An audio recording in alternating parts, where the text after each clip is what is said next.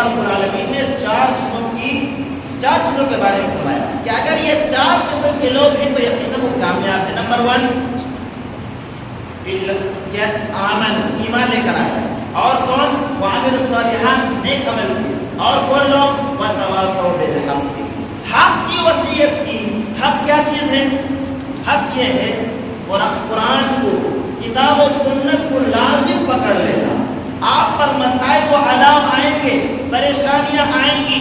اگر آپ مسلمان ہوتے ہیں تو یقیناً کفار کی طرف سے آپ کو پریشانی کا سامنا کرنا پڑے گا, لیکن یہ ہے کہ حق پر آپ کو ڈٹے رہنا پڑے گا, حق بات کہنا پڑے گا.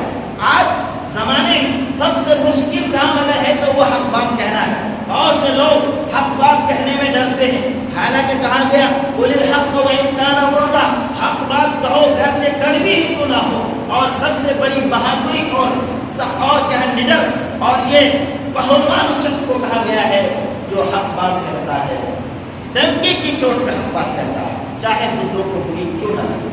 تو حق بات کہنا. وتواصوا بالحق, حق کی وصیت کی. یقیناً حق بات کی وصیت کرنا ہمارے اور آپ کے لیے لازم اور ملزوم ہے. وتواصوا بالصبر, صبر کی تلقین کی, صبر کی وصیت کی. ظاہر سی بات ہے ایک انسان جب حق کے راستے میں چلتا ہے تو حق کے راستے میں چلنے کے نتیجے میں پریشانیوں کا سامنا کرنا پڑ سکتا ہے اور پریشانیاں آئیں گی, لیکن ان پریشانیوں پر صبر کرنا یہ سب سے بڑی صفت ہے. اسی لیے اللہ رب العالمین نے کہا حق کی وصیت کی اور صبر کی وصیت کی. صبر کیا چیز ہے؟ الصبر علی طاعت اللہ, اللہ کی اطاعت و تابعداری پر صبر کرنا. اللہ کی اطاعت و تابعداری پر صبر کرنا. مثلا نماز پڑھنا, یقیناً نماز پڑھنے میں آپ کو پریشانی ہو سکتی ہے.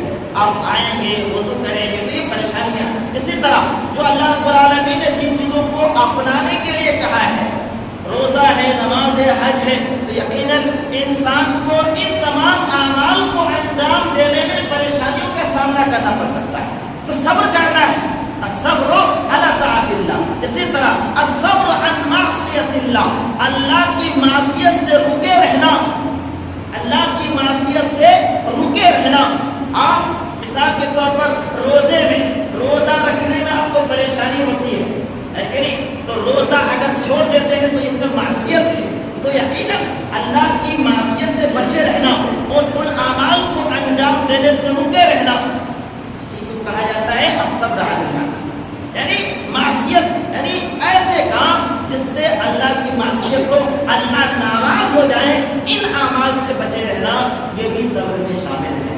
اسی طرح وہ اعمال جس کے کرنے میں بدنی طور پر پریشانی ہو سکتی ہے, ہر وہ اعمال جس سے اللہ ناراض ہو, ان اعمال سے رکنا, یہ بھی ایک طرح سے صبر ہے.